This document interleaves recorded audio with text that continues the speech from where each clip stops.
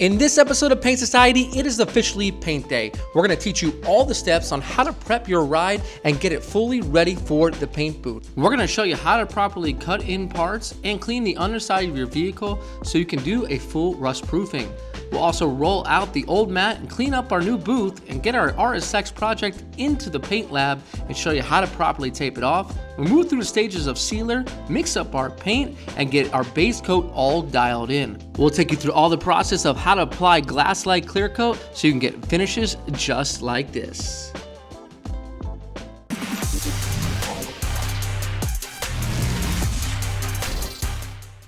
Step 1.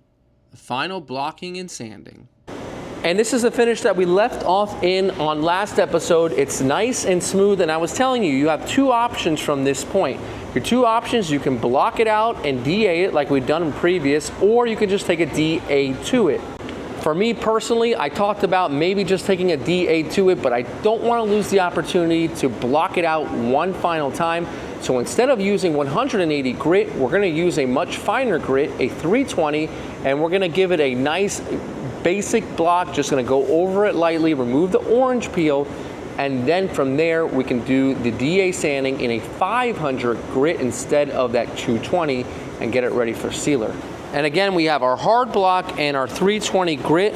And again, we're just gonna use those body lines. I'm not doing an aggressive sanding here, but I do wanna take the opportunity to just check things out for the last time, see if there's any areas that are just a little bit wonky, a little bit low. And I'm not actually gonna be using guide coat here, really, to be honest. So in some areas where it's actually a little bit darker blue, I can tell where I've already sanded. By this time, there should not be any sort of filling. There shouldn't be any sort of hammering and dollying. However, if you see something, you're gonna have to go back and fix it. But by this time, you should have already done all the work that you have needed to do to get it. So all you're gonna be doing is just giving it a gentle 320 blocking. We're not getting aggressive, and that's all there really is to it. We're taking the opportunity, once again, to give a final flattening to it. And if you guys just have your regular car there, you just want to make it look good, you can take your second primer and just go ahead and you can just DA it with a soft interface pad to get it ready for paint. I always prefer to prime stuff at least twice. One with that more high build primer, and then second with that surfacer primer. That's just going to give me a nice smoother finish.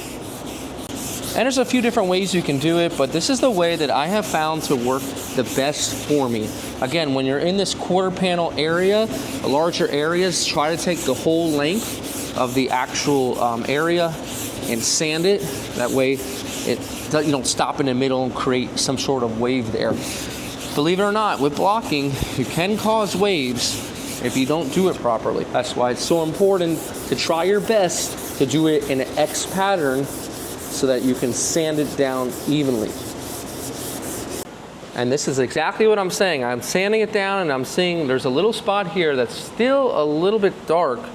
So I sanded with 320 and I can see here, I'm really sanding aggressively. I'm not taking any chances. I don't want to get this car all painted and then I see like a little bit of a wave right there.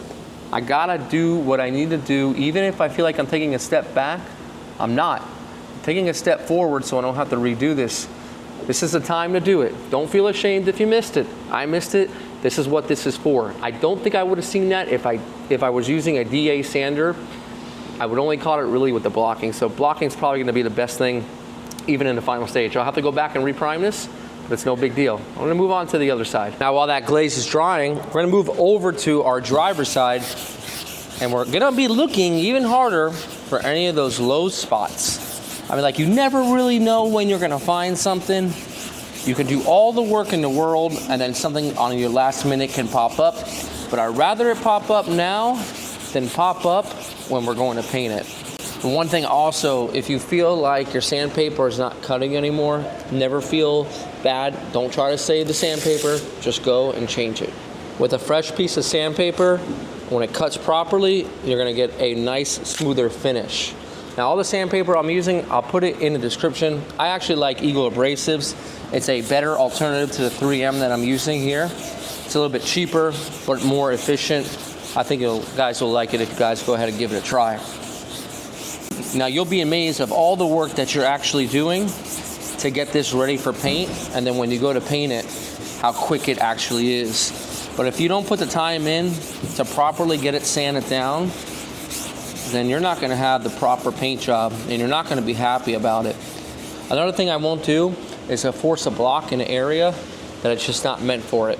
This little skinny 3M block, part of the kit that I put in the description, really is good for small areas just like this. It can really conform easily to the areas that are a little bit tinier and don't have a lot of surface space. And you can put a nice firm push on the sandpaper and get it to block nice and even. Now when it comes to sanding and primer drying, I allowed this primer to dry for a good 2 weeks. Now, we really didn't have a chance to hop back onto this project, but that 2 weeks was well worth it because that primer has shrunk. And when it shrinks, you don't have to worry about down the road it shrinking after paint. So a good idea, if you're working at home, let your primer go ahead and dry. Keep it out in the sun for a couple days and let it really shrink into all of the sand scratches underneath. Now on this side over here, remember the other side we had an issue, so we're gonna make sure that we're really following and paying attention. This is actually blocking out completely different, completely flat, nice and easy. I'm noticing a huge difference on this side compared to the other side. If you see something, don't question it. Probably trust your gut, it's probably something there. If you can see it in the primer, you're gonna be able to see it 10 times more when it comes to the paint. And again, that skinny block just really works in those tight areas. You wanna try to do as much as you can when it comes to cross-hatch patterning, sanding. So one way and then the other, you're gonna get the most level, flat surface there is. And I'm gonna repeat a lot of things I say in the video because if you don't watch the video thoroughly, you might miss it. So it's good to watch it thoroughly because everything I say once, twice, or 3 times is probably gonna be the most important thing you're gonna wanna listen to. And again, changing my paper and cross-hatching all the way in this area. These are the type of areas that you're gonna see the most when you get into the car. You're gonna see right where the A pillar meets the B pillar into the C pillar. And man, there's one thing I don't wanna see, and that's a dent or a wave when I get into my car. Now, a paint job like this is gonna take a long time to do. We're talking about maybe 3 months, and that's not working every day. But let's be honest, when you're working on a paint job, there's other things that get in the way, and it's hard to stay motivated.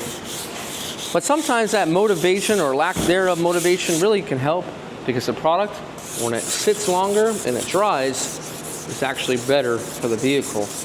Let's just not let it dry too long. Let's get our projects done within a timely time frame. And we're using the round 3M block that comes in the kit, and I really love this kit because it comes with so many blocks you can use. And we're connecting the C pillar to the quarter panel, and there's that curve here that we really can't put any sort of flat block in, and we don't want to use our hands to sand it because we can put like little finger marks in it or little low spots, and you can still use that cross-hatch pattern with this block and get a really nice sand. You can see how, even though this is just a surfacer, it's really still powdering up pretty well. And again, the surfacer is really for the last and final stages. It's not gonna be a high build primer. It's just gonna be going on there to get just ready for paint. And that's just what we're doing. That gray was a high build. You can really sand it and level off areas. This is just for paint preparation. And with this area completely blocked out, let's head over to the passenger side. Let's block out that filler so we can get a little primer back on it. I'm back here on this filler. This is glazed, so it's very fine. We're gonna be using that smaller block here, about a 6-inch block with 180 grit. And now it's easy to put low spots around your filler, so you gotta be careful. You wanna cut this hard, but you don't wanna use an 80 grit. 80 grit's a little bit too aggressive. The main thing is you wanna not create an issue here. You want to block it about a couple inches past the area in which it was going to feather into the original primer work. You can see here glaze really does sand well, to be honest. and that's why we're using it here. It's not necessary for a body filler necessarily. The glaze is very smooth and will fill in just low spots, and that's just what we have here. So we're gonna go ahead and get this thing sanded, and then we'll go ahead and get it primed. So we'll finish this off here most likely with a 220 or 320 grit, whichever you feel. 320 is probably a better option, and then we'll go ahead and get this primed up.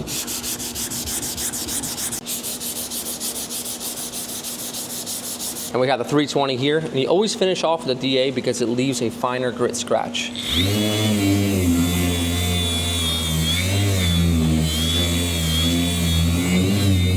Now we're here on the roof, and we're gonna be sanding the roof again with 320. Now I was really confident the roof's gonna be nice and smooth because when we did the original blocking of it, I really didn't see anything.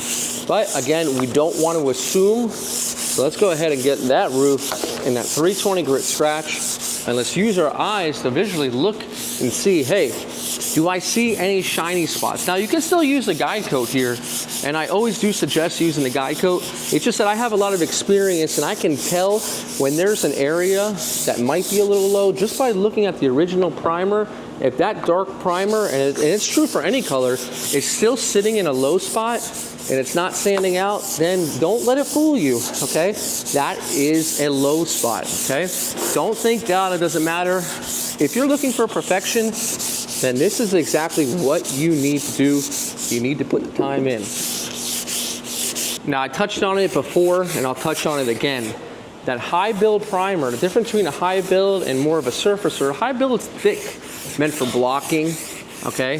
The build is much thicker. Surfacer is just that end primer, that last primer you're gonna use before you go ahead and get it painted. Now, if you have a car that really doesn't really have much damage, let's say a car that was keyed, or let's say just a color change with not many dings or not that much body work, you can jump right to the surfacer primer. The high build is generally gonna be a little bit thicker. It's gonna be a little bit tougher to sand. In some cases, not all cases, but the surfacer is gonna go on a little bit smoother, and it's gonna sand a little bit smoother because it's a preparation for paint. So that's kind of the difference between those two.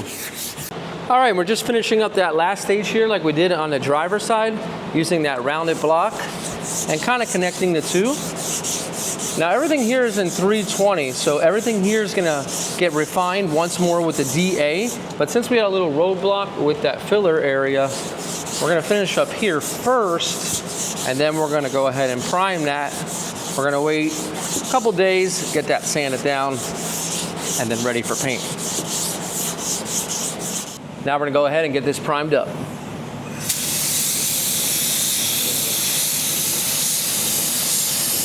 Now after the body of the car was primed up, we moved on to the doors following the same exact technique, bouncing between the wider and the thinner block with a P320, making sure that we really get everything completely blocked out. We followed the same procedure on every single part that we had, whether it was the fenders, doors, the body, everything was followed the same exact procedure.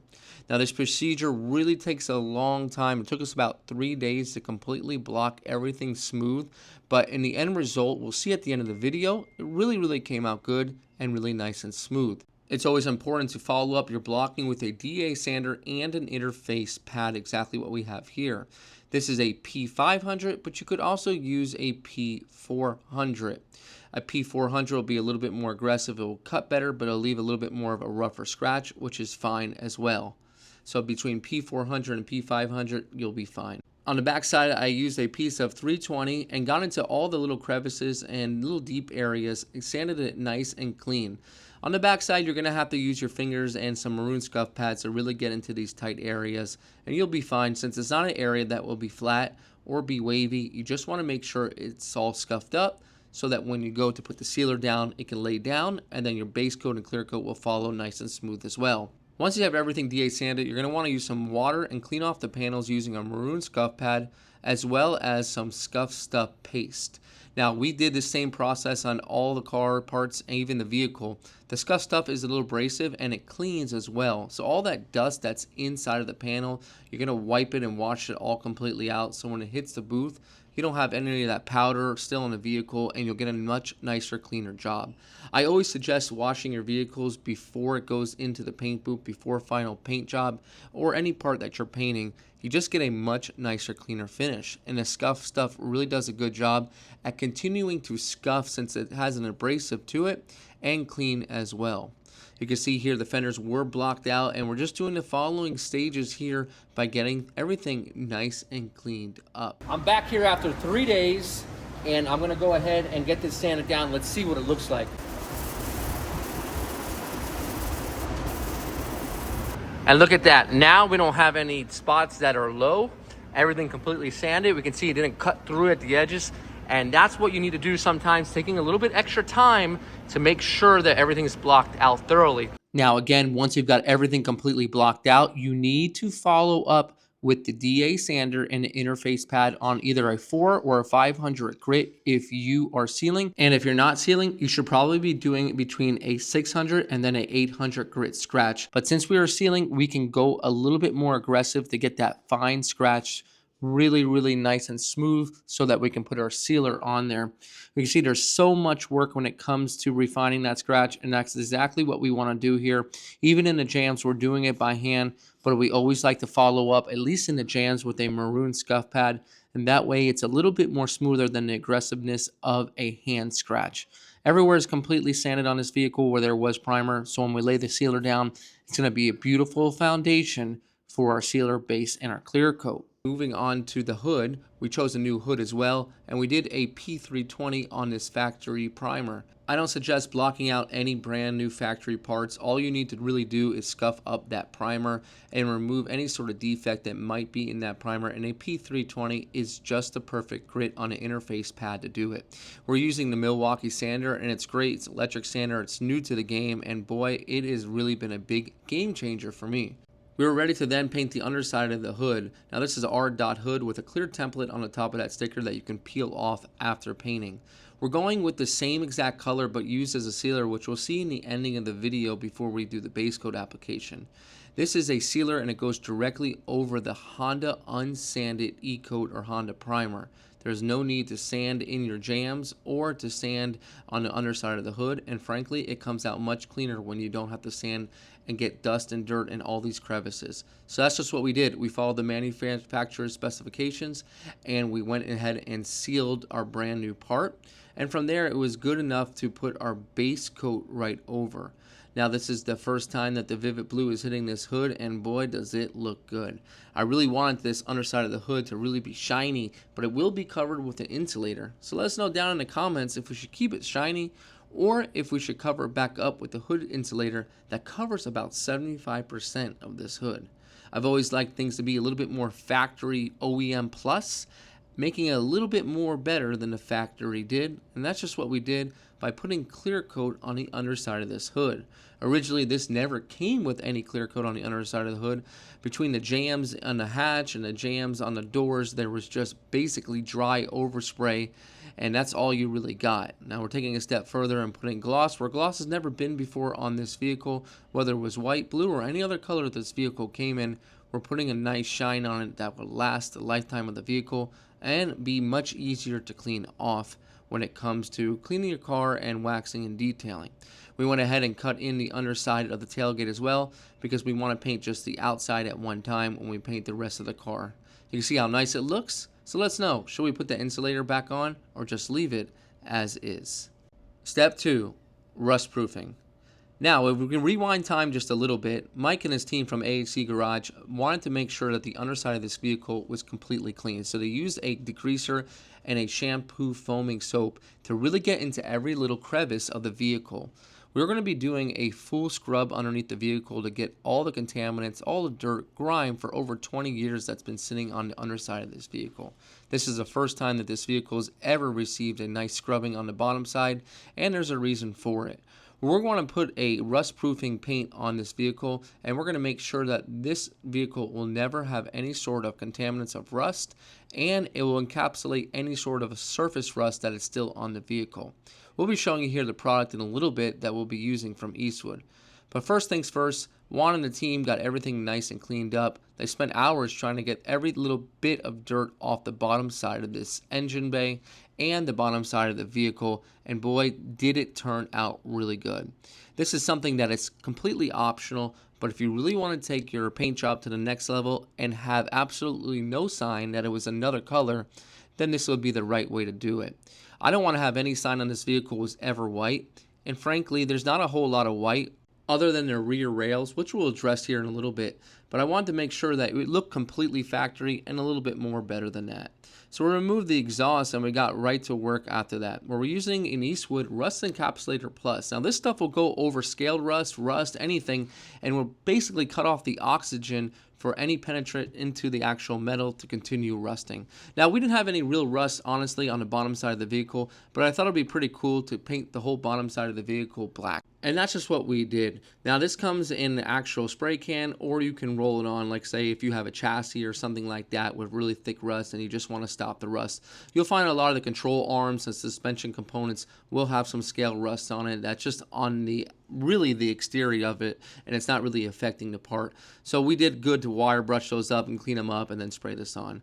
I also a little carelessly sprayed the rear rails, but it was all good because in the end we were able to come back and clean it up, and we also used a little bit of the rust encapsulator around the rear rails, and look at the end result here. It really came out good once it was all masked up and the overspray was cleaned up. This looks like a factory job, a OEM plus factory job. You can look and see how nice those rear rails came out in vivid blue. You would really be tough to find any white on this vehicle after everything has been completely done. You can see the tunnel here, we left OEM. The seam sealer was never coated from the factory. And that's just a nice little touch that we wanted to leave on the vehicle. Step 3. Paint area cleaning. Well, we're all ready for paint, but our paint booth is not. If you take a look at the floor, it's really dirty. So whether it is your at-home paint booth or your paint booth at the shop, if you want a perfect job, you're gonna wanna put the work in to get this all nice and cleaned up. Now, thank God for Like 90. They're coming through. We're gonna put their green pig mat on the floor, get it all changed out. We're also gonna be using their whiteout product on all the walls. It's already on there. It's a peelable dip. You can apply it 2 to 3 times to build up a thickness so you can pull it off. Thank God we have room just to put on one more coat, and at special end, we're gonna show you a little treat that we're gonna put on the walls to get an even cleaner job. Let's go ahead and get this thing renovated before we bring that car in. Now we've been using Like 90 products for the last few years, and let me tell you how great they are. We're using their whiteout product. It's a peelable paint, and you can apply it 2 to 3 times and then peel it off and reapply. We're giving it a light scuff before we do so. And I also picked up a really cheap Amazon throwaway paint sprayer that I could coat the whole entire booth really quickly. Now, once we got everything completely coated, it really came out good. Now, you can apply this coating up to 2 or 3 times and then peel it off. Now, we waited for it to dry. It takes about a couple hours to dry, but we came back the next day and we're gonna be using a new coating right over this, which is a tack coating. Now, this product that we're using is a Like 90 product. It's called Turbo Tack, and it basically goes right over the whiteout. Now, you're going to want to make sure to put this only in areas where you're not going to be around. For instance, the booth box and the hose and areas you have contact with the wall, do not put it. But anywhere else where there's no contact with the wall, you're going to want to put this stuff. It's going to really attract lint or anything that might be kind of just airborne in the booth. It will go ahead and attract it and keep it on the wall. And you can apply this with the spray gun. I didn't use the Amazon gun, which was really meant for much thicker paint like that peelable dip coating that we have from Like 90. This was just a really quick application, and it really was about maybe 20 minutes and really effective. You can see here, I did a little test once it was done, and I wanted to really show you on camera. I used a little piece of plastic, and you can see how it just sticks to the wall, but even more so when you go to pull it off, you can see there's some resistance. When you go to pull this off, it just doesn't come. See how it's kind of tacky to the wall? And this is the best way for me to show you. It just really takes anything airborne and it will hold it, which is what you want. Now, when that was all done, it was time to use the scraper. And we're scraping up not only the paint that we oversprayed onto the glass, but all the overspray that's been there for the last several months that's accumulated on the glass. This is a good way to go ahead and scrape it off. Now, once that was done, it was time for the final carpet, which is the Like 90 green pig mat. This particular color is exclusive to Like 90, the green pig mat, and it really does look good in the booth. And now once we got it all set up, it was very easy. All you got to do is roll it out and cut it. Just make sure previous to rolling it out that your floor is completely blown out and you don't have any dirt or debris sticking to the floor or on the floor, because it will not hold down. Now once you get it on, there's some unorthodox ways to get it to stick, but it's not a problem. Once you get it all rolled out, we're going to follow it up at the seams with some green tape, and that is really all there is to this stuff. And the maintenance on this Like 90 pig mat is super easy. In the beginning of the day, all you gotta do is vacuum it out if you want the cleanest job. I've gone a few days without vacuuming or blowing it out and still get really nice jobs. Now, the point of this pig mat is to hold down the dirt, right? If it was just a cement floor, then it would just sit on top of the actual floor itself. But the actual pig mat holds the actual lint or whatever it might be in the actual surface of the pig mat, and that keeps it on the floor and not in your paint job. And there's some other things we're going to show you that are going to help to get the most perfect and most cleanest paint job possible, but this is all a part of it. Now once it was all done and we changed the filters, this was a laboratory that was ready for paint. And the cool thing about this Like 90 pig mat is you can use it anywhere. You don't need a paint booth. You can put it in your garage or your shed or your barn or wherever you're painting, and it really does keep down the dust. Now the car was all ready. As soon as we were done, we pulled it right into the booth. We didn't want to waste any time. We want the cleanest possible job, so we took the vehicle and we are going to put it towards the front of the booth and put our accessories towards the back, like the doors and the fenders. Step 4, taping the vehicle. Well, we're finally here. The car is all in the booth, and I want to give you a lot of good tips in order to really get a good tape and a clean job. You can see before we brought this vehicle into the actual shop, we blew it all down. We actually wiped it all down first with the water-based cleaner. So this doesn't have any dust on it at all. Now, the one thing that is going to be your biggest tool is literally just feeling it. And you need to feel it bare hand, because you're gonna feel some things that need to be sanded. And we went and felt every little crevice and made sure there's no rough edges or anything like that, because to the eye, you're never gonna see it, but to the finger, to the touch, you are definitely going to feel it. So very, very important. You can see what we're doing is back masking again. In order to try to get as much painted as one time, we had to organize the booth in such a way, and I reached out to my buddy Candyman, and this is what he basically told me to do. He didn't want me to paint the hood on the car, he wanted it off the car, but we don't have enough room to do that, and I want everything painted at one time. Everything painted at one time is going to yield a better result. Now, other than the hatch, it's going to get painted at a different time, and the bumpers, the whole body is going to look exactly the same. So we have the hood here, brand new OEM hood that we touched on earlier, that's sanded in 320. And what Juan has done is gone around and he's done a back masking to all of the edges. Since everything is removed, this is a back masking. And what's best is when you do a job like this, you don't have to worry about pulling tape off or anything like that after you've gone and sprayed it, because this is proper refinish. So there's nothing that's going to be up against the actual paint itself. So everything is back masked. We're going to finish up the back masking process basically by flipping that tape on its back side, and then we'll be able to pull plastic over that and we'll be good to go. Now over here at the doors section, before we get back masking more, we'll get everything nice and sanded. You saw that we washed everything. Everything's good for a full refinish. And we have our similar parts next to each other. And we've got our fenders at the far end of the paint booth. And the reason why, I talked to Candyman, he told me, well, guess what? All the overspray is coming this way, and it's gonna be pouring onto the fender. So take your smallest part, put it near your exhaust. That way, if you have to redo it or re-clear it, it's not a door and it's definitely not a whole vehicle. It's just a small fender. So that's a great tip that I learned that you guys can use right in your own spray booth. Let's get to back masking and finishing up the masking process.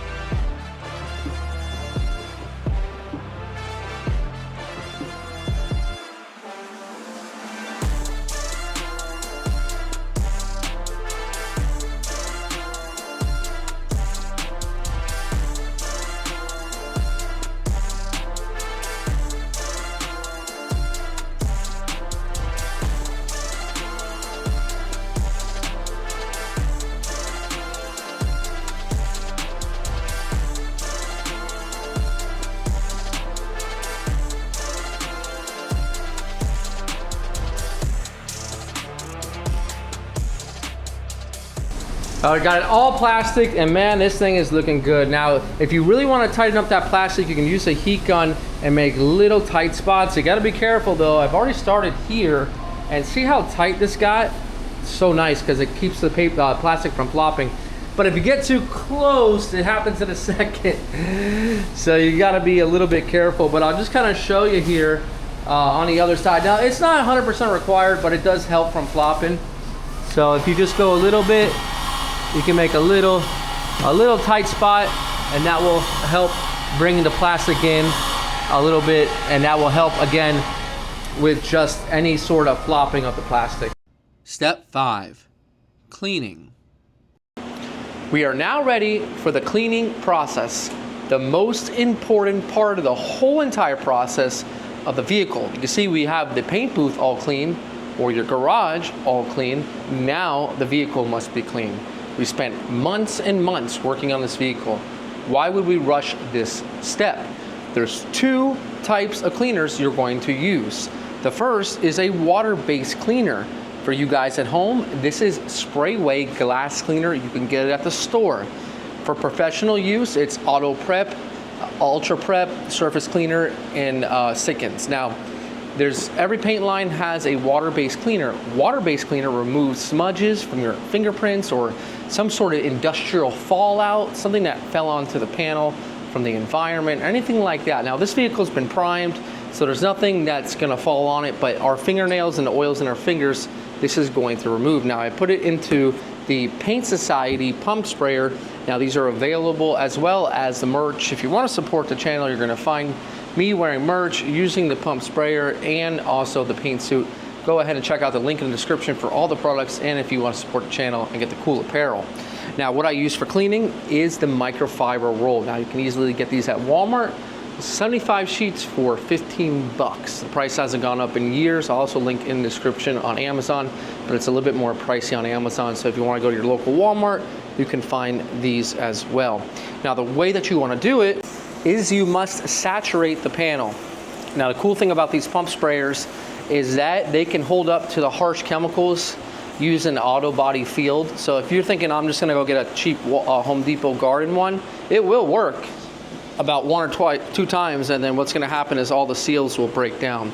So when you do this, you wanna do your best you can to wipe it in one direction. That way you're not swirling around any sort of contaminants. I mean, you might not wipe it one direction perfectly, but wipe it in one direction. Also, another thing you want to do with any cleaner that you've got is you don't ever really want to allow it to evaporate on the surface or dry on the surface. So I always like to take another dry one and kind of go over it again and get about 95% of it off, so that it just dries in a few seconds rather than sitting there and drying, because that can create, believe it or not, some sort of contamination issue if you have some sort of film on the surface of the panel. So guys like to use solvent cleaner first. That's the other cleaner we're going to be using. I like to use water-based cleaner first. And for me, the reason is very, very simple. Water-based takes a little bit longer to dry. And with water-based, I'd rather the water-based get a second chance at wiping. When we come back here and do the same exact process with the solvent, any little, let's say, water-based that has kind of gone into the cracks, we'll get another re-wipe using the new towels and the solvent process. So with this, again, as best you can, and by one direction, it could be one direction back and forth, just not all over the place. And then what we're also doing is we're looking at the panel for the very last time. You have a chance to find something on the panel, so make sure that you're thoroughly looking at it. Sometimes when the panel is a little bit wet, we can see things that we can't see when the primer's dry. And again, always remember to saturate it. Do not rush anything in a process of painting. All right, you want everything to be as clean as possible. Now, any of these burn throughs that you do see on the actual panel itself are burn throughs to the primer. And if there happen to be a little small burn through to the metal, which is gonna happen, I've already used a pre-treatment wipe for those. That way we don't have any sort of issues. If you gotta burn through the metal, you wanna get something like that, either etch or a pre-treated wipe for acid, to make sure it's it's all protected. All right, there we go. So go ahead, we'll get everything else cleaned up on here, and then we're gonna introduce you to the solvent cleaner. Next up is gonna be the solvent cleaner. Now the solvent cleaner is gonna be more for like grease and wax. This car has been in and out of the shop, and some of the technicians have touched it while fixing up a couple things, and I've touched it, I've touched other things. So this is gonna be the last step cleaner. Now this is M600 in the Sickens line. Now I will tell you, this solvent cleaner is readily available in most to any paint brand, even on Amazon. So I'll link that from Clean Strip in the description. Now with this stuff, you put it on wet like a mirror almost, and then you're gonna wanna wipe it off. It will dry a little bit quicker, but you wanna make sure you get it completely off in the same fashion. Now this is all with new rags, guys. New rags every time. Any of the old rags that have been used, I no longer reuse those ever again for cleaning a vehicle. I'll turn them into just regular shop rags to clean up grease and different things like that. So everything gets used until it can't get used, and then once it's used too much, it'll be used to clean up like a Bondo spreader or something like that. So always use a new rag. If you're going to use a higher quality rag, you can wash these rags, but make sure you're washing them in degreaser. You can throw them in a wash machine with degreaser. Do not throw them in a washing machine with any sort of detergent, because that will cause fish eyes if it transfer to this type of rag. So if you're using some sort of, let's say, Downy or Special Care scented fresh laundry detergent, flowers, those all have added scents to them, and what that can do is it will transfer to the rag. So you got to think of everything. And I've said it time and time again, never ever be in a rush to paint.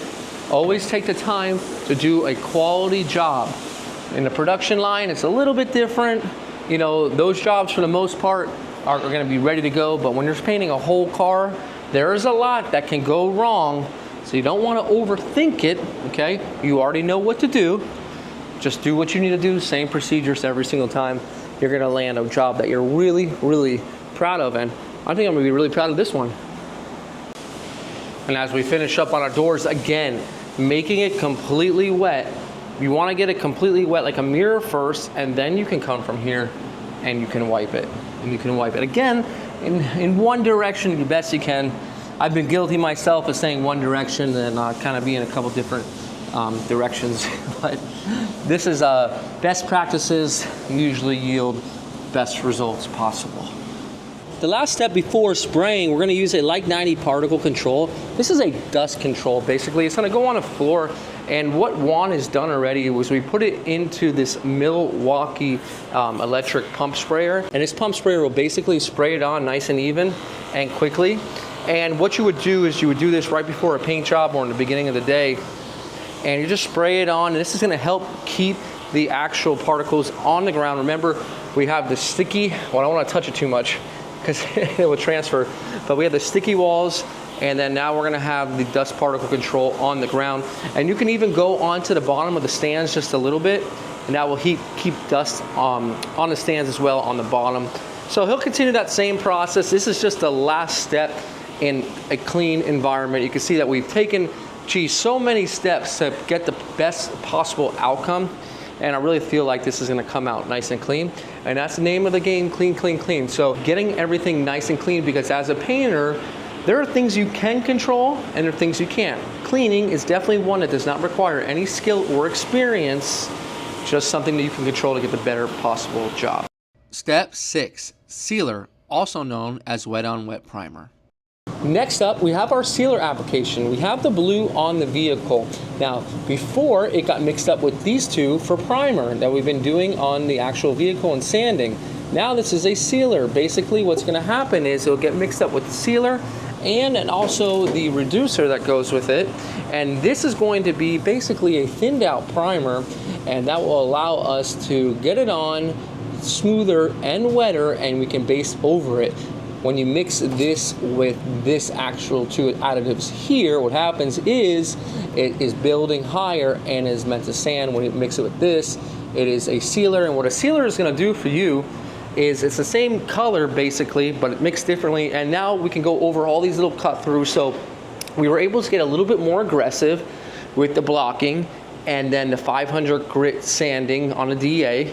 And now at this point, we can use a sealer coat to give us a one uniform coverage instead of using base, and then we'll get out of our base coat in probably 2 or 3 coats minimum. Let's go ahead and start to apply our sealer coat. All right, so we're almost there. I've got a brand new tack rag that I've let air out. This has been airing out actually probably for a good 24 hours. I took it out yesterday. I wanted to make sure that it didn't have any sort of residue. And we're just gonna go over lightly our panels.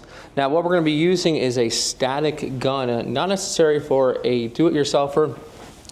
And they're pretty expensive, guys. This one is $2,000, the Ion Star, but you won't find a better static gun than that. So basically what you wanna do is get everything nice and tacked. And then from there, we'll go over it with our static gun. So we're just going over the surface one last time, making sure there's no sort of areas that might be of concern. And then from there, we can go over our panel with the static gun. Now we're not using a lot of pressure, just very light pressure on the panel. And that's all it will take to pick up any last minute lint. And that's all there is to it. All right, so we'll go ahead and get everything statically cleaned up. And this is the Ion Star static gun. Got a light there to let you know where it's at. And I'll kind of go on it like I'm painting the car. About a couple feet away from the surface is all it takes. And this helps to double by blowing down the car and getting any last minute debris on the surface. And this has been a game changer. I'm telling you, with all these different things we've done to keep this car clean, including the booth, the static gun, the wiping and everything, I'd be very surprised to get really any dirt in this paint job, because we've really gone all out to make sure that every dot is connected and no steps are missed. Now one thing you gotta be sure of when you're painting these doors, on these older cars, guys, you gotta know this. So basically up here, this is a vinyl film that goes over this. And basically now what's happened is you can't find, actually you can find it, but that film is $300 just for the film. And if you mess it up, forget about it. So I'm gonna paint this, sand it down, and then do a matte satin paint that's gonna match the rest of the trims. So that's gotta be nice and smooth. Also inside this door jamb on these older cars, they don't have the newer plastic cover that covers them. So all this edge is seam. So make sure that you're getting this all up. It's not completely smooth from factory, but guys, you get some paint on it because you don't wanna get the car done and there's no paint in these areas. We are ready to start sealing. We're using none other than the best sealer gun, the W400 WBX, and we're running a 1.4 tip. We're gonna start off on the hood, then we're gonna bring it down, bring it up and over, carry it on into the doors. Now for our sealer application, it is 100% necessary if you want proper hiding for your base coat and the best possible adhesion when doing a full paint job. When you're doing a full paint job, sealing is actually a really good idea if you have a lot of bare primer spots in different areas of the vehicle, if you got some slight burn throughs. Sealer is going to be a great way to connect the dots and to make sure everything has one uniform coat before you paint. You might ask, do I need to seal my vehicle if I'm just doing a color change and you scuffed it up? Well, I'm going to always suggest that you do it because you're going to save on paint and you're going to have a better paint job in the end. All new parts always get sealed, and that's just what we're doing here. Now, one of the things I love about sealing is I'm getting into the process of how to spray the car. I'm looking to find the best possible way, the best rhythm, the best way to attack this vehicle, and I'm using my sealer coat to do so. What is the best possible way that I'm going to have the most beautiful paint job and it's all going to be wet in the end?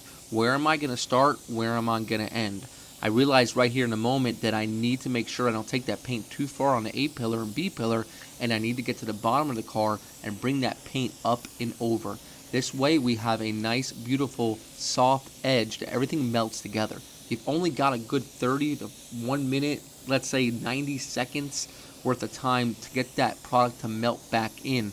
So you want to make sure you're keeping that wet edge. A wet edge is the edge of the paint. Where it lies wet On the opposite side of that edge would be the dry, where there's no paint. So right there, where we're painting here in the middle of the roof, or towards the middle of the roof, right at the edge of that actual paint gun is the wet edge. And you can see right where that little hole is, where the nozzle goes, that would be the dry edge. So we have a dry edge right now at the edge in the middle of the roof. So we kind of need to be quick and jump around back to the other side of the car and pick up that wet edge within, let's say, 30 seconds to 90 seconds. You need to pick up that wet edge. With sealer, not a big a deal as Clearcoat. Clearcoat is very important that you pick up that wet edge right away. And that's just what we're doing. We're continuing to bring it over the roof, and then we're going to bring it down the actual vehicle. And you need to listen to these videos. You need to go rewind them as much as you can and listen to what I'm saying when I'm saying it, because these are many years of experience, what I've taught myself to get the best possible results. Now, when we're doing our sealer coat, yes, you need to make sure that it is going on wet. You do not spray sealer dry. When you spray it wet, what happens is it goes on smoother. It might look a touch bumpy if you're doing it in your garage or if you have a little bit of dirt, but usually 9 times out of 10, it is going to smooth out nice and smooth, and there's no actual sanding of this sealer. If you're going to sand, what you're going to see here in a little bit, you're going to sand the base coat, because sealer is not meant to be actually sanded, okay? Sealer is just a thinned out, basically a thinned out primer. Now, that does not mean you can take your primer and over thin it. There are different ways to mix your sealer, as we showed you with different additives right before we sprayed this. So if you skipped around in the video, you're doing yourself a disservice. You need to watch the full video completely in order to get the best possible outcome, so you can understand all the products, how they work, and the techniques behind them. This is chemistry. Painting is chemistry, and if you do not listen or use the technical data sheets to learn how to properly apply product, you are not going to cheat chemistry, because in the end, chemistry is always going to win. Products are going to work the way they are designed, and they're not going to work the way that you want them to work. So make sure you're using them properly. Make sure we're getting full coverage and using our full fluid tips. This is a 1.4 fluid tip. You wouldn't want to starve the fluid with a 1.2 or a 1.3. I think a 1.4 is probably the best possible type of fluid tip for a sealer coat, and it really does lay it down smooth. We're going to go ahead on our doors, and we're applying the same exact product. We're doing everything the same exact time. Now, my booth's not big enough to fit the tailgate, so we're going to paint that tomorrow. I wanted everything to be painted within the same exact time period. If you're in your garage working and you cannot get everything painted at one time, paint one side at one time. Then the next day, paint the other side. But don't paint one side quarter panel on the passenger side and then paint the fender for the other side. You need to paint everything on the same side one day, because if you want the best possible outcome, especially on a metallic, weather plays a big part of that. Your technique plays a big part of it. Look at your actual PSI that you're spraying at, and making sure that everything that you're doing the next day is going to be the exact same thing that you did the first day. Well, that sealer went on fantastic. Do you see how well it covered? So now what we have is a beautiful coat of sealer that is ready for base coat, no burn throughs, a beautiful substrate, everything's looking good, everything went on perfectly, nice and smooth. At this point, we've waited 30 minutes, really let it dry up good, and we're going to be applying the base in the same exact way. I'm really happy with the body work. When the sealer is wet, you can check it out. And I'm glad I went with the new hood, because of a vehicle this old, you know, there's always something that you miss, and I don't want a lot of Bondo on the hood. So that one came out good. It was a great choice. We're going to go ahead and we're going to be using the Ion Star one more time in between coats. And then we're going to go ahead with our Vivid Blue, the first time it's touching the body, Vivid Blue Pearl on our RSX. Look at everything nice here and free of static. We already see a big difference on the sealer. Beautiful sealer, nice and smooth.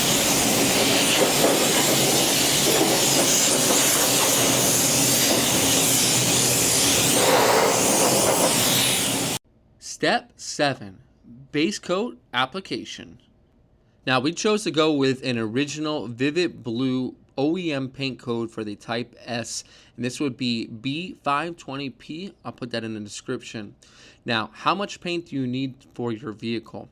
I'm going to tell you that we are going to have about 2 gallons of reduced paint. So this paint mixes up 2 to 1. So this is going to be 2 gallons of reduced paint. And let me tell you why. We're using all the paint for the jams. We're doing all the paint for the body kit, all the paint for the bumpers, everything. So I mixed up 2 of these gallons, and that should be enough to cover everything entirely. We're now going to move into the spray booth. We're using a DeVilbiss DV1 1.3 to apply the paint. I bumped the pressure up to 18 psi. On this particular gun, it sprays at a lower pressure. We usually spray our blends and our paint in around 14 psi, but for an overall paint job, we need a little bit more speed, and we're going to be using 18 psi. The plan is to apply 2 full coats of base and check for coverage to see if it needs a third. Usually, I will tell you, get coverage plus 1 coat. In the middle of the hood, sometimes it can look a little bit stripey until it dries. Don't worry, get it on wet. The wetter you get it on, the smoother it will dry without stripes. And don't get too concerned right away. If you see something, just let it dry. We're now moving into the door jambs, and I learned from the sealer that I want to continue onto the bottom of the door jambs where there is not a whole lot of paint that needs to melt together. We're going to be coating the bottom side of the door jambs and then moving up and toward the quarter panel and carrying that color all the way around. I want you to pay attention to the technique I'm using throughout the video. Not only sealer, Basecoat, and clear will all be following the same technique of moving. There is a constant flow and a constant movement of paint onto the panel. We don't stop, look at a spot, and paint it. We actually continue moving with the paint, and this is how you need to paint a car. If paint stops in one area, you can potentially get a dry spot. And dry spots we don't want because in base coat, especially with this, even being a metallic, it can land gritty, it can land dry. So we want to make sure we're around 4 to 5 inches from the actual panel and we're moving at a considerable speed watching the paint go on. You have 2 options when it comes to painting. You can either go at a little bit more of a distance from the panel and slower, or you can move in a little bit around 4 to 5 inches and move a little bit faster. I would probably tell you being a little bit closer and wetter is going to be the better option to follow. If you're a little bit further from the panel, what can happen sometimes is that paint will dry in the air before it hits the panel. Think about it. Your spray gun is atomizing your paint, and it's atomizing the paint with air. Air does what? It dries.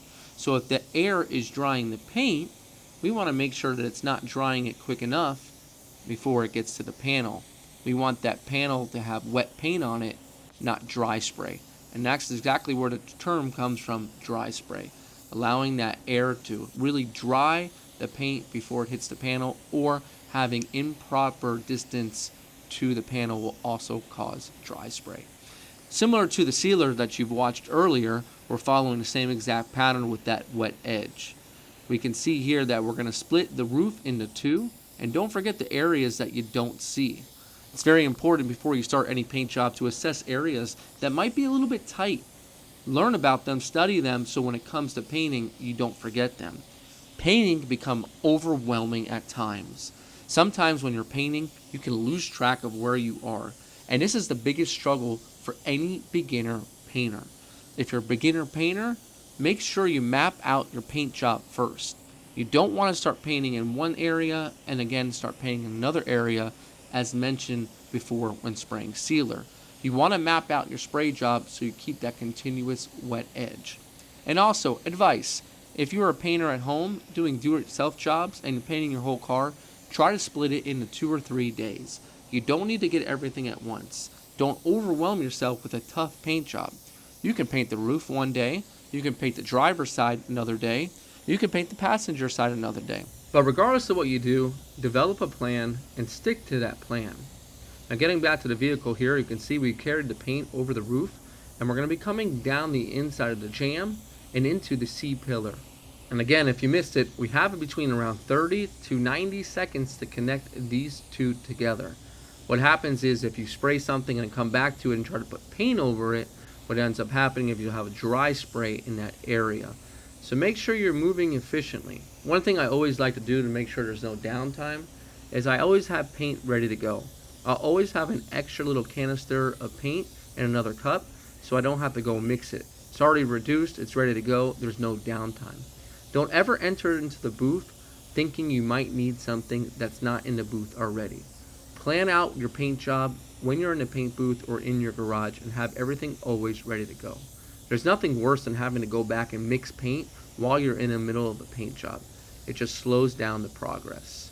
From here, we're ready to connect our colors together, and we're going to have, for the first time, the chassis is going to be one color. Don't forget those edges, because those edges can really show up in the bright sun, and that will end up being a redo. Now, one thing I probably should have done here is connect the color from the C-pillar all the way down, but since I was doing the door jamb and I'm still within those 30 to 90 seconds, I had enough time to work it back up to connect it. But you'll see when I go to clear coat it, I bring it up and over the roof and back down. On the next coats, I ended up going over the roof, over the C-pillar, and bringing it back down as well. But here, it really didn't affect things. One thing I really want to talk to you about is using the proper reducer. It's around 80 degrees in the paint booth, but I chose slow. I chose slow because I want the slowest possible reducer without being too slow. Now, extra slow is a great idea as well, but for blends. But for an all-over, slow is a great reducer to use. It's going to lay down the paint nice and smooth, and you're going to have a nice, beautiful, streak-free finish if you're applying the proper techniques with the spray gun. We also have extra slow reducer, but I like to use that for blends where I really need things to stay wet, and I need that blend to look transparent. Now moving on to the rest of the panels. We had another RSX in the shop, and I made sure to study it very closely to see what paint actually showed when a door is open. On newer vehicles, you'll have some panels that cover actually most top of the paint, and what I didn't want is you opening the door and seeing some dry spray. I wanted to make sure that I put enough paint where it needed to be so you didn't have any sort of light spots. Now, sticking with the idea of the build, taking it OEM++ and giving the inside of the door jambs where you'll never see a beautiful paint job. This is something that's not completely required, and a lot of you without these expensive stands, which run around $400 each, can simply just take your vehicle, take your door off, lay it flat, paint the inside one day, flip it over, mask it, and then paint the outside another day. It's not a big deal, but when we're doing a professional job here in the spray booth, you can get the best possible finish with wraparound clear on all the edges with absolutely no tape lines. But for you at home, if you're a do-it-yourselfer, you can still get a very similar result just by going ahead on the inside and doing it at separate times. As a do-it-yourselfer, I'm always going to tell you just to take it in steps and not try to get everything done at once. Moving along to the fenders and the gas cap, you can see that everything was completely taken apart for full, proper refinish. We're even going to be putting paint on the inside of the gas cap and then inside of the fenders. The inside of the fenders on nowadays really don't have any paint at all. If you look closely when you open up the door, you might find some E-coat right on the inside of that fender, and you'll find some E-coat sometimes even on the inside of the gas lid. They've really changed from back in the day when they used to put a lot more paint on these vehicles. Now they're just cutting costs as much as they can, but that's not what we're doing with this build. Let's go ahead and finish things up as we lay down the rest of this base.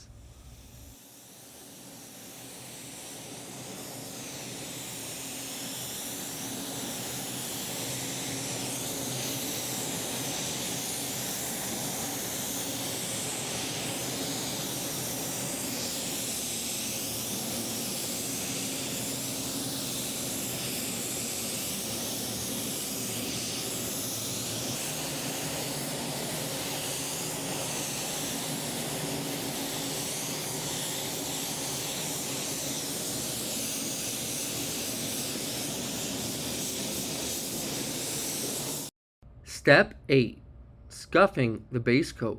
And it's daylight and we're back here the next morning, and guys, it is looking good.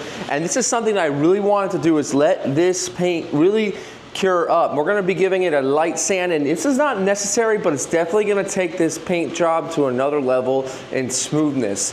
I've also noticed a couple areas where we may have been a little bit too aggressive, and it might catch up on camera right here. You can see it just a little bit. Those are some of the blocking marks. So this light sanding is gonna help just even out some of that little streakiness that I have in this area.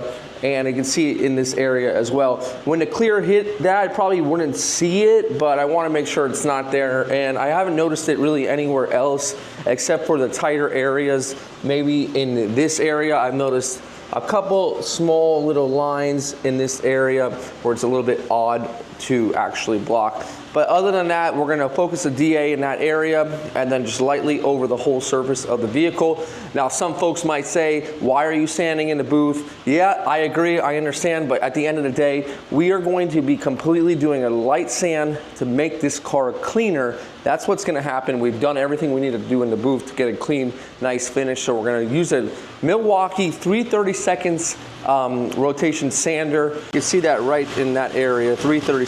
We're also going with Kovacs Eagle Abrasives. It's their yellow black interface pad. It's kind of firm, so that would give us a nice contact to the actual panel itself. And we're going with that 3/32 DA sander. The 3/16 is a little bit more for body work. DA sander is nice and clean in the booth, and that's what we want. Let me show you how it works. Basically just slap that on here, and we got on the lowest speed right now. And we're just basically lightly, this is all we're doing, guys. We're not trying to kick up really any dust. We're just trying to go over that surface lightly, and that's all we need to do. And when you do this, it will reveal kind of where the line is from the blocking mark, and then you could just stop once that kind of line goes away, just like that. Now what I'll do before I move on is I'll go ahead and wipe it. Fresh microfiber, some water-based cleaner from the beginning when we were going to wipe down the vehicle, and that's all there is to it, guys.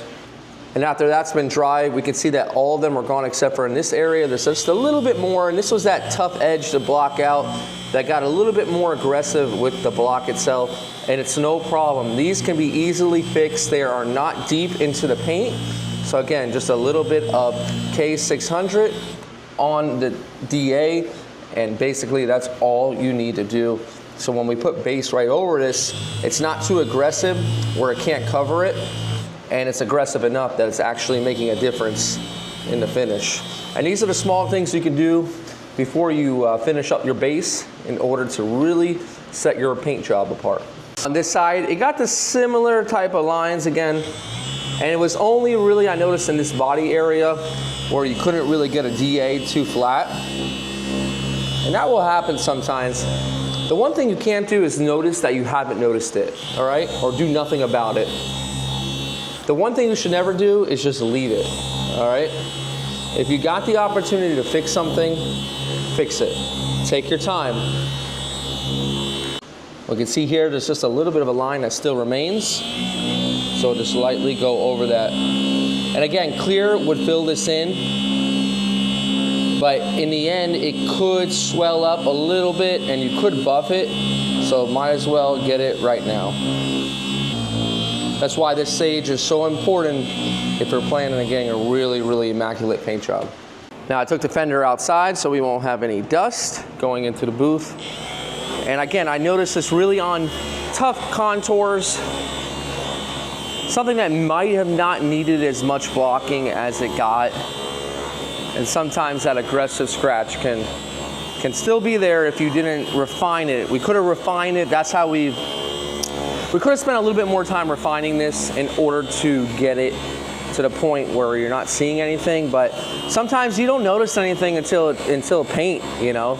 Obviously, if we noticed it before, we would have taken care of it. But to avoid this, probably just a little bit more refining with the guide coat. But this is no big deal, honestly. This is sometimes just a part of the process, especially if you're home doing something like this, giving it a nice little sand down. Really gonna see the big results when it comes to your final finish, which we'll show you here once we finish up. Once we clear it, it's gonna look fantastic. Now let's just say that you didn't have any of those issues and you're just doing a basic scuff. You would use the K800. Now we're not looking to really get on it aggressive. The K800 is gonna be a perfect choice when it comes to giving a light scuff. And we finished all of our K600, our rougher areas that need a little bit more attention. And with this, all we're doing, guys, we're basically 1 or 2 passes over, and that's all there is to it. We don't want to burn through, because if we burn through, we're gonna have to put more base on it. We're looking for any sort of like little dirt nib. We find a little dirt nib, we can go over it. And this is gonna be one less dirt nib that we have when it comes to polishing out in the end. And especially on these flat surfaces, we can take as least amount of dirt as possible. And basically, we'll just finish up here. And it's literally just as simple as going 1 or 2 passes, looking, making sure you don't have anything. I'm not even gonna get that low. I don't want to burn through a body line that low, doesn't matter. Basically want our car to be as dustless as possible after it's cleared. And this is gonna give you the advantage. It's a little bit more time, but buffing is a lot more time too. Basically what we're gonna do is we're gonna use our blower, very, very low blowing speed, and just kind of move all the dust and overspray too from last night painting.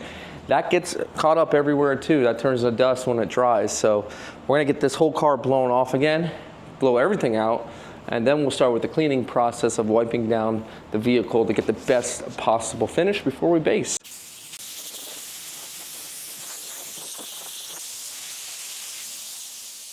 Now the car is all completely blown off and the floor is, we'll apply, again, our dust control to the floor. And it's kind of like a soapy water. It holds down the, it holds down any dirt, and you always want to reapply. It's a great product. And we use it all the time, and again, on the stands, the lower parts of the stands. And that just really helps keep everything on the ground and not in your paint job. You can see we got a pretty clean paint job already. And that's all there is to it, guys. Final step is going back to that original step.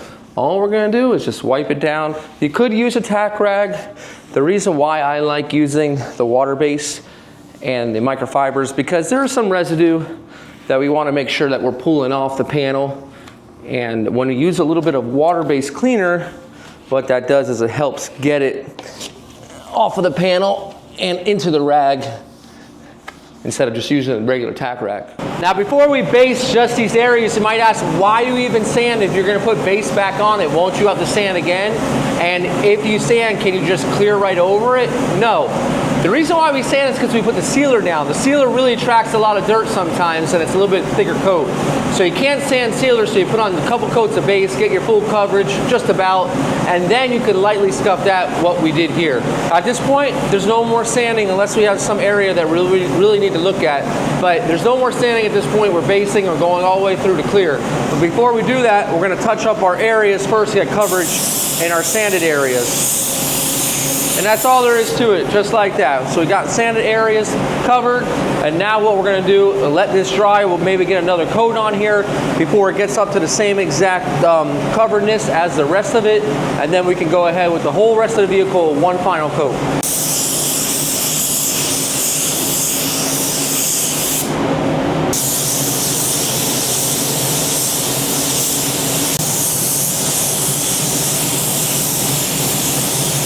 Now before the last coat, you need cheap insurance, and this is like a $60 Astro Sunlight gun. And I'm telling you, the problem with blue, using that blue sealer, is without the lights on in the sun gun or the sunlight gun, you do not know where it's light. See, since you got that blue backing, and that's the only downfall for this color build, is that you aesthetically look at it and you think it's covered because it looks fine. But when you turn the lights off and you use this light, it's gonna show you, is it really covered? Now, I've already gone and I've touched up the spots that have not been covered, but I just wanna show you that this is exactly how you need to look at a car before you do the final base and the final clear, to verify you don't have any light spots from where you sand it, to verify you got all your edges. You will not be able to see it until it's too late. In here, I had to do some touch up. In here, it was a little bit light. It wasn't the true color, all right? You can even see in here, it's a little bit light, but I'm not too worried about the door hinge. But that's what we're talking about. Generally inside there, it'll be a little bit lighter, but we got good coverage. But you just really do not, again, want to be in a rush. You're looking everywhere. I mean, you have to look in spots where you're going to see the car later on the lift and be like, ah, man, I wish I would have got that. Look, over in here, we have to get every single spot on the car has to thoroughly be looked at. Another area where there'll be issues is right in here on these door edges. You paint the door this way and then you paint the jamb, but you never get the edge, you know, so that's a very important spot as well. Even on the edges down in here, you need to check everything. I cannot be more consistent in saying it. I see I have a little bit of a light edge. Can't really see it, but it's a little bit of a light edge right in here. I need to put some base there before I do that final coat. I can see it right there. It's a little bit light. So I'll put that base up on there, miss that one spot, and then we're gonna give everything one full coat, but I'm gonna talk to you about that one full coat. We're ready for the final coat of base. Now, before I paint this car, I reached out and talked to all my best buddies, and I talked to the Candyman, and he gave me the best advice that I am currently, right now in this moment, going to use is, once you've got everything sanded, then at this point, what you gotta do is don't go and do the jams. They have full coverage. Don't do the jams on the doors or anything like that. We only want to do the outside, okay? Because what happens is, he's telling me, is if you start painting here, all that overspray comes over on the front side, and what it's going to do is it's going to change the color, all right? Because the metallic, there's a metallic in here, it will change the color. So we've got everything covered on the inside, so now we're going to come on the front sides only. That's all we need to do. The front sides is going to be the last coat. We have really 99% coverage, but we just want to make 100% sure that everything is nice and even, and that's the reason why we're doing this. So we're going to follow it up with that third coat. Now keep in mind that the second coat was done off camera the night before, and this would be the third coat. So 3 coats in total, and that's what it took to get this thing fully covered, to get to the correct shade that we chose. We chose the lightest shade variant of Vivid Blue. There's about 10 different variances, and I love the shade that we actually chose. Well, here it is. 30 minutes later, we have allowed everything to completely dry, and man, it is super smooth. The steps we took this morning in order to get a nice smooth finish and to really handle any of the defects that we saw have really paid off, because this thing is looking great. Now, from this point, you have the choice of using the tack rack, which we have lightly gone over the car, and then we're going to be using the Ion Star to reduce any sort of static as a last method procedure. Step 9, clear coat application. Let's talk about the clear. This is probably one of my more favorite clears to use. We're using the PC. This clear, I like it because it gives a little bit more of that nice factory finish. I want a factory style finish on this vehicle, and that's why we're going with the PC. Now, over here, I've already preloaded 2 22-ounce cups of clear. That way, when I have one done, I don't have to come back in. Always go into the booth, ready to go.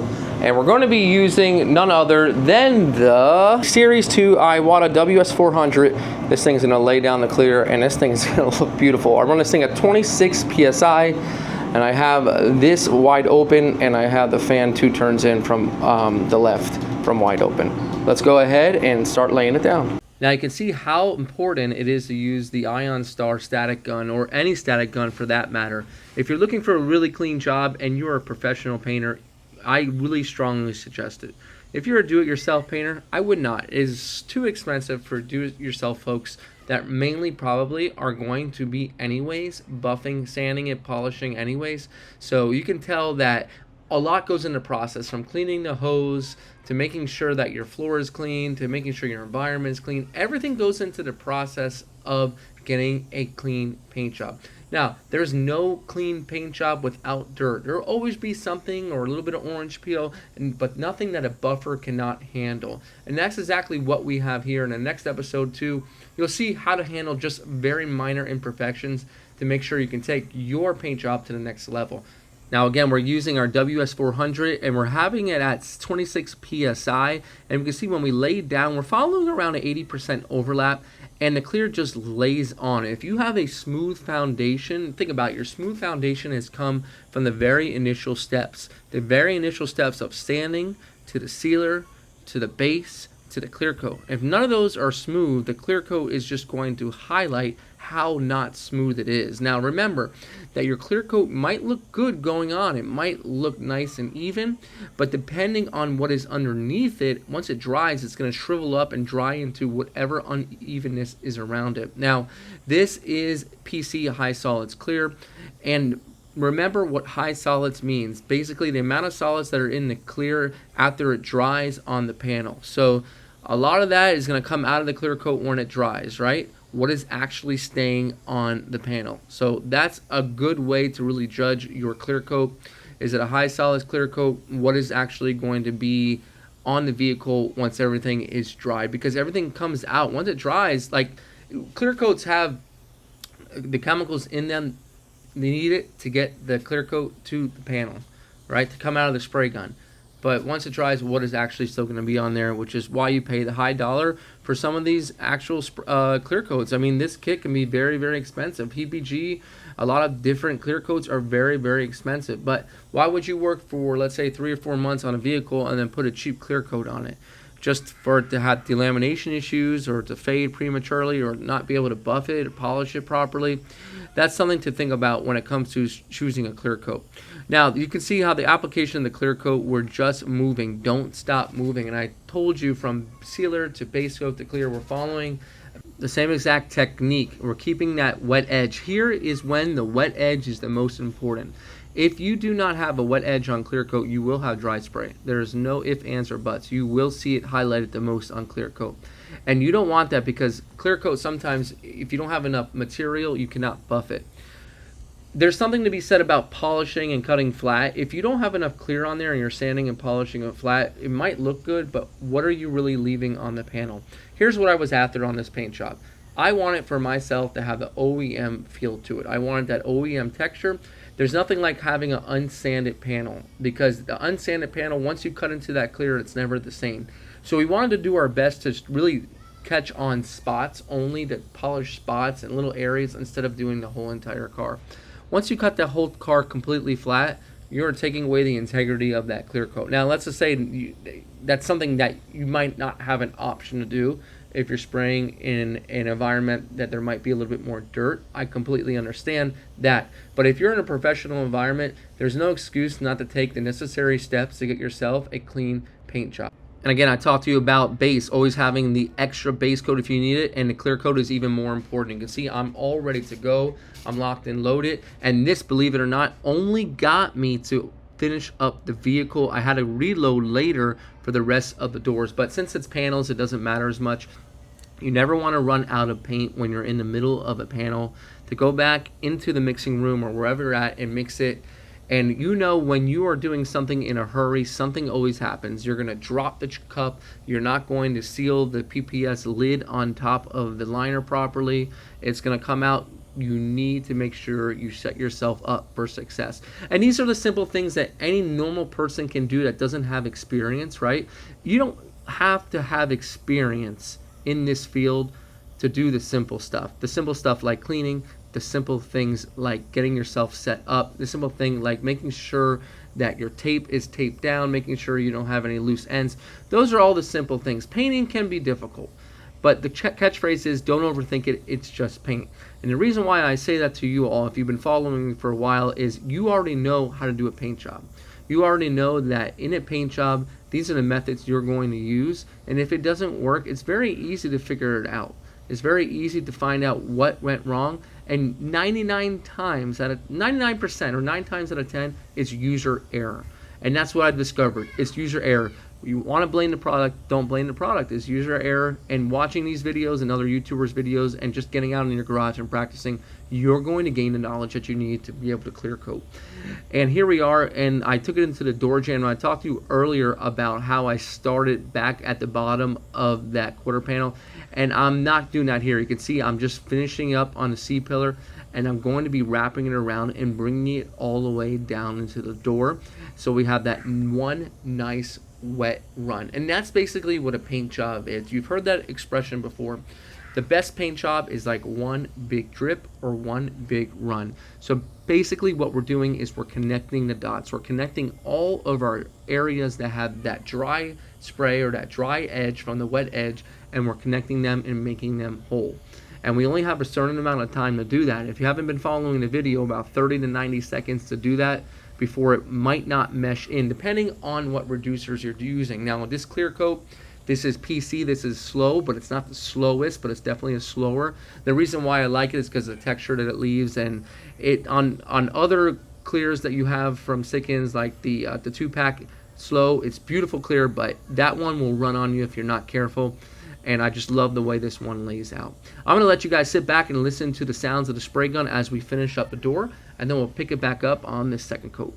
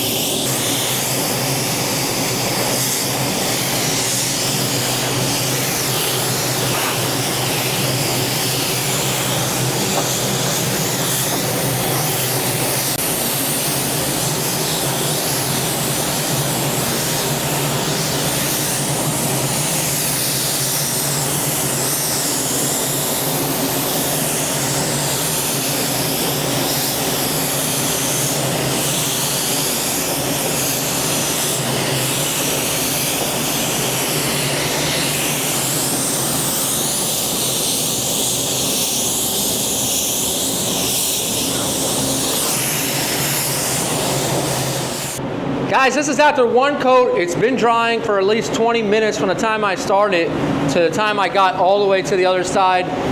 It is a lot of work to paint a car, I will tell you. But wow, the result of what we've done to get to this point has worked. The smoothness of the paint, I'm gonna tell you something, we have like basically no trash really in this whole entire job. There might be a few nibs here and there, but this is a clean job. Not a beautiful flat finish yet, but that's exactly how you want your first coat to look. A nice tack coat, not tack coat, medium wet. not dry, I don't want to say tack coat, but really ready for that second coat. We can lay it on a little bit wetter on that second coat, but not too wet because we don't want any runs. We want this to really have that factory style finish. We want to trick a lot of people into thinking that this was an original car, and I think we could do it. I think we can do it. But check it out, guys. Looking really good all around. Happy with all the body work. As perfect as we could possibly do, and there's a lot of pride in that. So we're gonna go on a second coat, and let's go ahead and lay it down.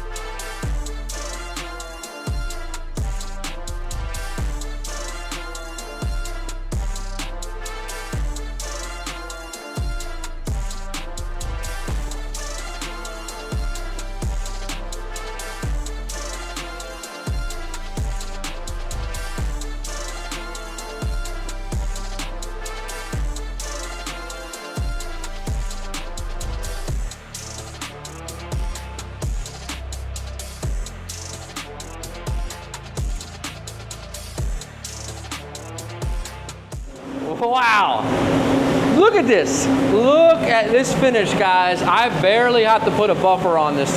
This is a fantastic, beautiful finish. Really happy. 2 coats, beautiful clear. We're gonna allow this to dry probably, we're gonna let this sit in the booth for the rest of the day. We're not gonna take it out to the next day. Just check it out. Complete gloss everywhere. I mean, everywhere you look, this thing is gloss completely out, and there's nothing like it. I gotta say, I'm really happy, really happy. No need to take off any sort of tape at this point, because as we mentioned earlier in the video, there is no areas that are bridging, and everything is nice and smooth. And wow, look at, completely everywhere is glossed out. Even, guys, check this out, the back of the doors. The back of the doors are glossed out perfectly. Really happy with that. Fender over here and gas cap, good to go. So the best thing that we can do at this point, literally, is get out of the booth and let this dry. We've got a clean job at this point, and we'll see you guys back here once we go to unmask it. So we're back here the next day. Man, this thing is looking good. It held a gloss. It looks really shiny. Didn't pitch up anywhere, and it's still looking like a vehicle that I can be really proud of. But what we're gonna do is we're gonna go ahead and get this all unmasked. It's ready to go. It's dry. It's nice and dry. I always get nervous touching new paint, but yeah, it's dry. Everything's looking good. No runs. And we are ready to get this back into the shop to start the building process. Once we get to that hump, I'll come and move it.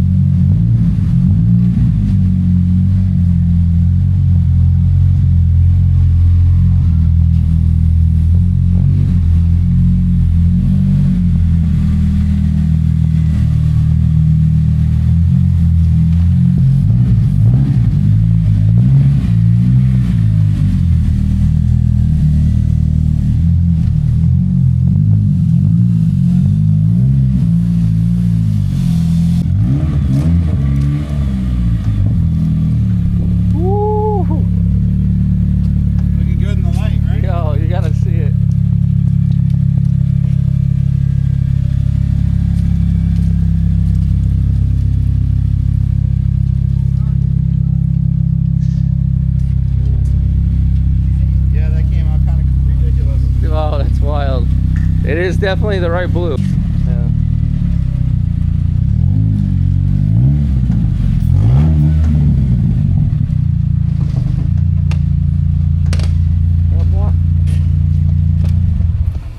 And on the next episode, we're gonna get all the panels back onto the vehicle as we start to button up this Project RSX. We'll complete all of the wiring, as well as showing you some simple techniques to remove small paint flaws in your finish. We'll also show you some very fine grit sanding on how to polish your vehicle as you buff it up to a mirror shine on the next episode of Paint Society.